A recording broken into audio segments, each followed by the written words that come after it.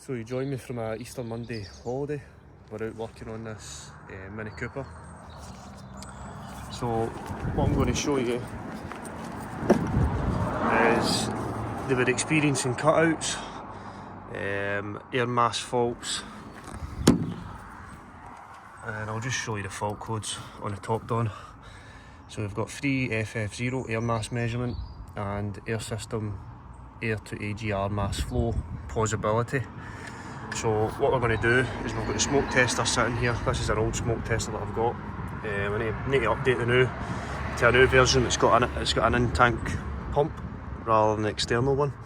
So what we're going to do is we're going to fire it up. It's heated up now. We're going to see if we can see any air leaks. You can see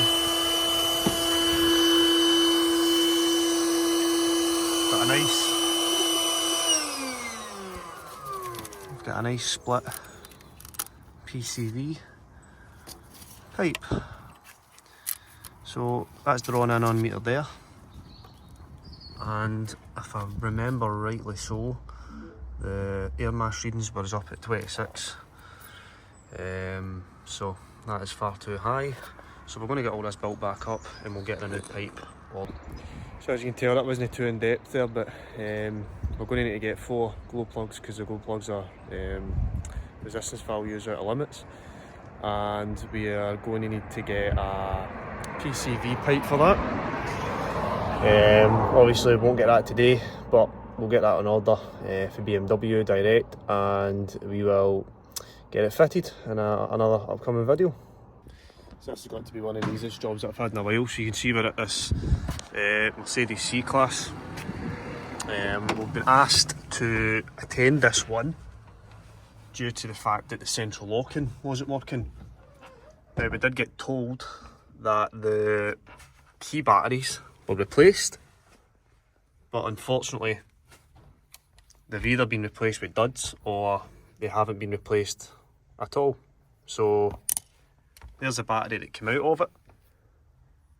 You can see it's a CR2025 key battery, and it's the one that we've put in it.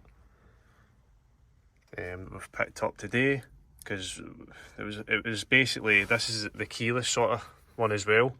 So she wasn't getting any central locking, and her key was not. She was not able to press the start button. She had to put the key in manually. So that kind of either told us it was a key or the actual battery itself. Why she thinks, well, to be fair to her, she said that the battery was changed at a garage, but I think maybe they've just put one that they've had sitting about for quite a while. So we've put a good one in it. We just need to do the other key. So I'm not going to. Well, there's plenty of videos on this and how to change keys and stuff like that. I do not want to add, but what I'm going to do is just show you quickly how we get this one out, because it is so easy, anybody can do it. So we've got here, just need to stick your screwdriver in, plain or just a small screwdriver, and that will lift that cover up and that will reveal your battery. Because what I've had plenty of times is people get their key batteries changed, and unfortunately the battery that they're getting put in isn't any better than the battery that came out of the key. So that happens quite a lot. It's even happened to me before as well, where the key that was on the shelf just wasn't any good as well. So you always need to have an extra couple of batteries sitting about just in case that happens. But what we'll do is we'll get that battery swapped out and we'll check the central locking, make sure it's all working. So one thing you can do with the top down the Phoenix Plus is you can carry out what's called as the keyless go system test. And you can see there we've got no faults. If we click on F3, the test is completed. You're supposed to read out fault memory, and if there's any faults, then yep, so there's none. So our keyless system is working fine, and that's just a test you can do on the top down. I don't know if you can do it in other tools as well. I'd imagine you would, but I'll just show you now that we can turn on the ignition and turn it off. wish every job could go as simple as that. So we'll go on to the next one, which is a Volkswagen Polo. And I believe we're having wiper faults, and I think I already know what's up with that. I think it's going to be the wiper stock, the column, switch assembly. So but we need to go and diagnose it first off. So he's joined me here for this Volkswagen Polo. I'll show you what the customer complaint is with this. So you put on the front wipers, try and put on the washers. You can see the wipers come on, but no washers. And if you do the rear washers, the front washers come on. Somebody's been in at that arch liner and they've got the pipes round the wrong way, the hoses. I think I'm going to need to get into that washer bottle and have a look in there. So, I'm trying to get out of the way of the customer here. But what's happened on this Polo is it's been in a crash. I've just took the wheel arch liner back a bit, and the two hoses, to me, they look as if they've been reversed. So I've switched them back over the way they're meant to be, and the rear washers are now working on the rear end of the switch, but the front washers are still not working. So I've found a bone 7.5 amp fuse, and what I'm going to do is just get a new fuse out with this bundle here. There should be a 7.5 amp in here somewhere that isn't blown. So we've got a 7.5 amp there, and by the looks of it, the wiring's been repaired successfully in there. There was damage to the wiring and it's taped up. It looks like a half decent repair. So I'll show you what I mean on Hella. So if you get a good look in there, you can see you've got your two pipes. They were reversed and they were twisted, so it looked as if somebody just put them back on the wrong way. You can see that there's wiring being repaired up there, the black insulation tape. So I just need to connect those two back up properly, lock them in, and I'll show you the fuse. So both of those are now locked in place. So if I go into fuse and relays, again, this is a good thing with the top on. You can just use it as a normal tablet. So if we go into window washer pump 10 amp, you can see that's the bottom one there. So that's this one here, and the 7.5 amp that we're interested in is up here. So I'm just going to pull that 7.5 amp out. Have a look. You can see it's blown. So we've got our new fuse, which is fine. I'm just going to take this glove off because it's wet.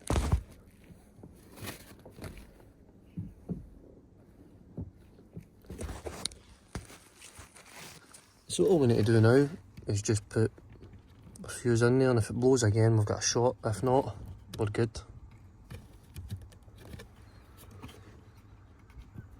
So if I can get that in there we are. So a fuse is there. Only thing I need to do is put the bonnet down.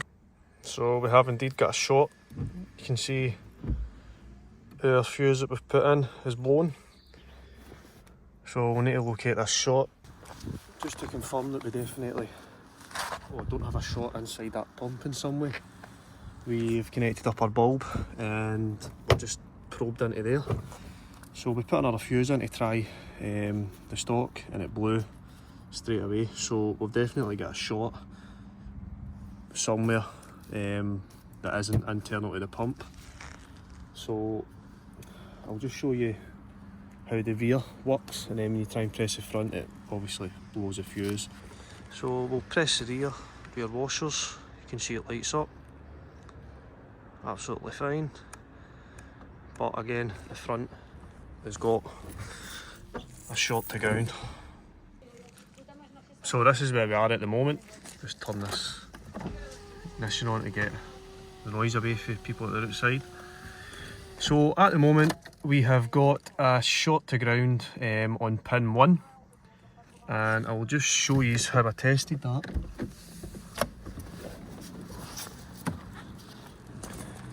So we're connected to pin 1 that's in there. The washer pump is disconnected and we've got our bulb connected up there. So if we connect that to a positive, you can see the bulb lights up brightly.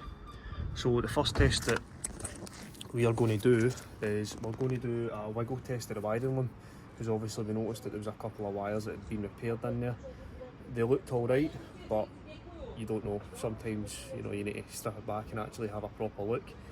However, what we need to do is do that first, rule that out, and then we'll go further back towards the body control module side, or the switch.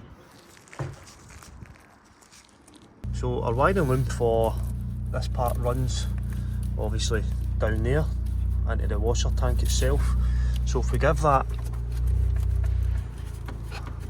a wiggle, you can see that there's nothing really changing in that sort of test there.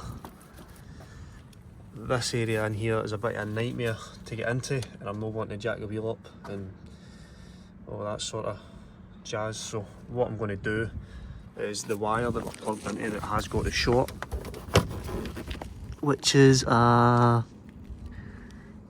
green with yellow tracer. What we're going to do is we're going to just cut it up here. If a short's still persistent, then we know that it's further back and it's not down there. If it disappears, then we know that we need to strip that lining down. It'll save a lot of time. Somebody might not agree with that, but it will save me time, and it will save me time obviously stripping down that full wheel arch liner to get access into the thing. Well, I'm glad we've done that, because we've cut that wire there, which has got the short to ground on it, and obviously that runs further back up. And if you look here, I've got my bulb connected. What I'll do is I will set the bulb there. So if we touch it now, you can see the short to ground isn't there on the side going back to the BCM. However, the opposite side, which goes down to the pump and all the other wiring, if you touch that, you can see we've got our short to ground. So quick and easy tests. Our short to ground is actually down there. That saves me a hell of a lot of time going back to the BCM. Just with doing that snip. Again, we'll repair it properly. It's going to be all taped up properly. It doesn't really matter as long as you repair it properly. It saved me half an hour, 45 minutes doing those other tests. So we'll need to get the washer pump pipes disconnected down there and lift that wiring loom or wiring harness all the way up so we can get access to it in the engine bay. Well, I take back what I say about this repair, because this is terrible. So once you unravel all the tape, this is what it's revealed. Some sort of twisted, ugly, I do not know what that red wire is going to, maybe a level sensor, some sort of thing. But the repair is rubbish, absolutely rubbish. So we're going to repair this properly and find out where that red wire goes to. It's so odd, whoever's been on this car shouldn't have been working on it. So obviously you've got your two wires there that go down to the washer pump. Now somebody has ran this additional wire here is going to a ground, as in a ground on the body that somebody's put in. Now why they've done that I do not know, but they've confused the absolute life out of me on this one. That's just, whoever's been working on it hasn't had a clue, put it that way. So this is the way it should look. Back to original. It's got the proper OE tape on it.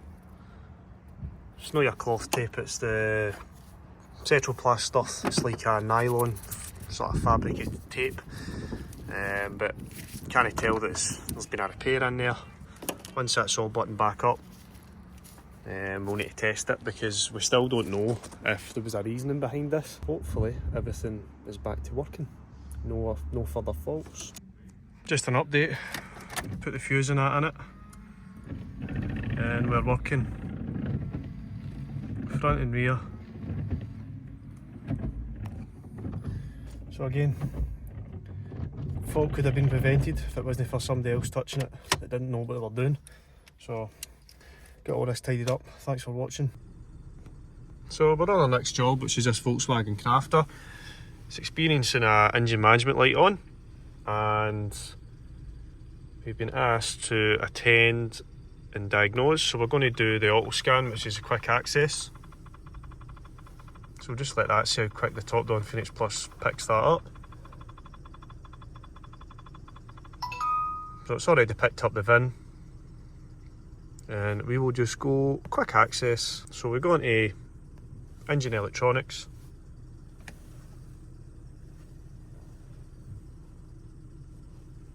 and we'll just wait for that to load. So you can see the engine code that we've got is CSLA. We're going to read DTC. We've got fault code there, P2463, particulate filter restriction, soot accumulation, charge air cooler temperature sensor, circuit high, and we've got this passive sporadic fault, throttle actuator control system stuck open. Not interested in this one. These are the two ones that we're interested in. Okay, so just have a look through here. So you can see there we've got supported measurement values. So we've got a bank 1 sensor 1 and we've got a bank 1 sensor 2. You can see bank 1 sensor 1's reading default at -40, and bank 1 sensor 2 is reading 9 degrees, and obviously we haven't got these two here. So it's a bit of an obvious one, the wire's broke. This was all hanging down, which you didn't notice before. So it's maybe something's got underneath it and pulled it down. So we've got a decade box. What we're going to do is we're going to show you a valid test that you can do if it wasn't that obvious in your case. So if you've got a decade box, quite handy. You can see with all our switches zeroed out, we're reading 215 degrees Celsius on the charge air temperature sensor, bank 1. So if we set that to 20k, you can see we go down to 9 degrees. So that can confirm, just with that one test alone, that all the wiring all the way back to the engine ECU is good. So you can mess about with the switches, it'll change the temperatures, obviously depending on what resistance value you've got. So at 100k you can see we've got -26, that's us back to -40 on 1 mega ohm. So aye, valid test. So we're going to get that repaired. So this is what we're left with. Just depinned the plug, and the oil and the plug was covered in oil, so I'm just letting it soak in some alcohol. And what we're going to do is just do a repair on that quickly, fit it back to the car, and we'll be good to go. So that's us all repaired, plug cleaned out. All we need to do is clip it back in. It's up there.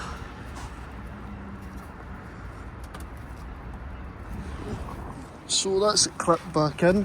So don't know if you can hear me very well over that noise, but you can see our charge air temperature sensor bank 1 is back to working, showing 18 degrees. I'm going to read DTC, so we just need to clear those faults at the minute. We'll go back. So the other one that we've got left is a soot accumulation on bank 1. And as you already seen, the exhaust filter had 50 millibar of pressure. So what we're going to do is do a DPF clean on it, but we're not going to film that. We'll get back to you once it's done. So you can see there, all the warning lights are off, DPF pressure's down. Going to tell the customer to road test it, monitor it. So we'll keep an eye on this one. But apart from that, the temperature sensor's sorted. Obviously with the warning light on it when they let it go into a DPF regen. So thanks for watching. See you next time.